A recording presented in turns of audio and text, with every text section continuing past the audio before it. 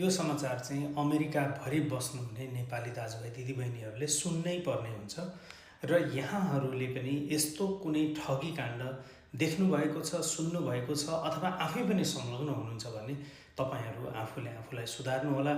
थाहा पाउनुभएको छ, सुन्नुभएको छ भने पक्कै पनि प्रहरीलाई रिपोर्ट गरिदिनुहोस्। नेपालीले नेपालीको नाताबाट धेरै ठगीहरू पनि हुन सक्दछ, त्यसबाट जोगिनुपर्ने जरुरी हुन्छ, जोगाउनु पनि पर्दछ।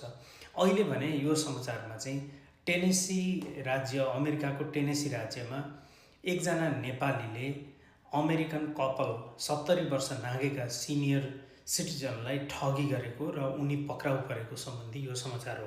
टेनेसीको पुटनम काउन्टीमा बसोबास गर्ने यी मानिसले चाहिँ 30 वर्षका तुलसी तिमसिना नाम गरेका व्यक्तिले चाहिँ यो विभिन्न स्क्यामिङहरू गर्ने सिलसिलामा एकजना 70 वर्ष कटेका जोडीको कम्प्युटरमा एउटा पपअप मेसेज पठाएछन् पहिला।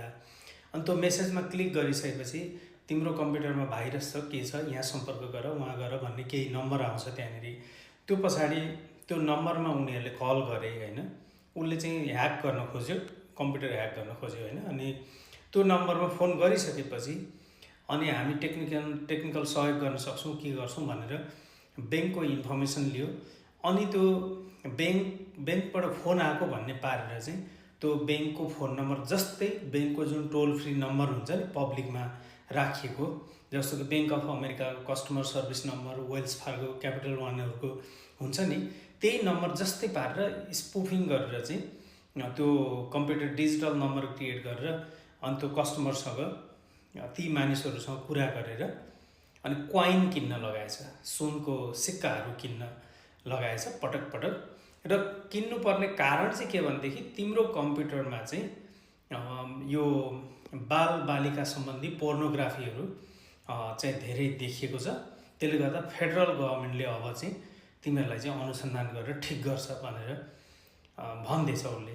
अब हुनसक्छ कसैले हेऱ्यो होला, कम्प्युटरभित्र थियो पनि होला, अथवा कसैले अब पोर्न साइटहरू हेर्न सक्छ होइन अहिलेको जमानामा मान्छेहरूले। त्यसले गर्दाखेरि चाहिँ डराएछन् उनीहरू र चाहिँ 2,70,000 जति पैसा चाहिँ पटक पटक गरेर त्यो गोल्ड किन्ने, यिनीहरूलाई पैसा दिने, पठाइदिने गरेर ट्रान्ज्याक्सनहरू गरेर रहेछ। यही गत सेप्टेम्बरदेखि अस्ति भर्खरसम्ममा चाहिँ त्यति 2,70,000 जति ठगी गरेको रहेछ। र त्यो पछाडि ती सुनका सिक्काहरू लिन जाँदाखेरि त्यो घरमा जाँदाखेरि चाहिँ फोटो खिचेको रहेछ त्यो घरको मान्छेहरूले, ठगी हुन लागेका त्यो बुढाबुढीहरूले। र चाहिँ त्यो पुलिसलाई त्यो फोटो दिएपछि अनि बल्ल स्क्यामिङ पत्ता लाग्यो र नेपाली मान्छे यसरी चाहिँ फेला पऱ्यो, ठगी गरिरहेको, ग्रिन कार्ड भएको यस्तो 30 वर्षको युवा होनहार मान्छे, पक्कै पनि केही न केही ट्यालेन्ट थियो होला। यति सफ्टवेयरमा खेल्न सक्ने भनेपछि कम्प्युटर इन्जिनियरिङै गरेको मान्छे पनि हुन सक्दछ, अथवा ऊ कुनै नेटवर्क ठुलै ग्याङ, यो ठगी काण्ड अहिले त यो डिजिटल ठगी व्यापक छ नि त। कसैले यस्तो इन्भेस्टमेन्ट उस्तो भनेर सोझै घरमै गएर पनि गरिरहेको हुन्छ भने कसैले चाहिँ यसरी डिजिटल्ली, विशेष त यो इन्डियनहरूका पनि कति कम्युनिटीहरू यसरी इन्भल्भ भइरहेछन् होइन, धेरैलाई ठगी भइरहेछ। तपाईँहरूलाई विभिन्न स्क्याम कलहरू पनि आइरहेको हुन्छ हरेकचोटि, कहिले ट्याक्स भनेर आउँछ, कहिले के भनेर आउँछ, कहिले कम्प्युटरमा भाइरस भनेर आउँछ होइन, यस्ता कति आउँछ। त्यसकारण त्यस्तो ज्ञानमा यो भाइ संलग्न भएको पनि हुनसक्छ। त्यसले गर्दा तपाईँहरू सबैजना सतर्क हुनुहोला। र यी भाइलाई अहिले 2 लाखको धरौटी मागेको छ छोड्नको लागि। अब यिनले यी बुढाबुढी जस्तै अरू कतिलाई ठगेका छन् कि के छन् कि होइन, उनीसँग त अहिले बोल्न बुझ्न पाइएको छैन, अहिले प्रहरी नियन्त्रणमा छन्। तर पनि सम्पूर्ण सञ्चार माध्यमहरूले अहिले उनको बारेमा समाचार दिइरहेका छन्। र यसरी अर्को कुरा चाहिँ अब इमिग्रेसनको हिसाबले पनि नेपालीलाई कति समस्या हुन्छ।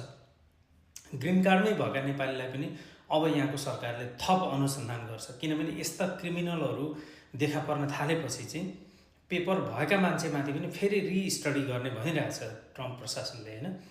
भन्दाखेरि एउटा बिराउने शाखा पिराउनेको रूपमा यस किसिमका फटा प्रवृत्तिहरूले चाहिँ भोलि थप समस्याहरू उत्पन्न गर्न सक्छ। त्यस कारणले पनि नेपाली समुदायमा तपाईँहरू कोही हुनुहुन्छ, कोही मान्छेले गलत गर्दैछ भने पुलिसलाई तुरुन्त रिपोर्ट गरिदिनुहोस्। मेरो नेपाली ओहो मेरो बाबै भनेर तपाईँहरू नहेर्नु होला, किनभने अपराधी भनेको त्यसको धर्म हुँदैन, त्यसको लिङ्ग हुँदैन, त्यसको देश हुँदैन, त्यसको चाहिँ कुनै पनि जाति धर्म दाइ भाइ यस्तो नाता केही पनि हुँदैन। उनीहरूले खालि ठगी मात्र गर्न खोज्छन्।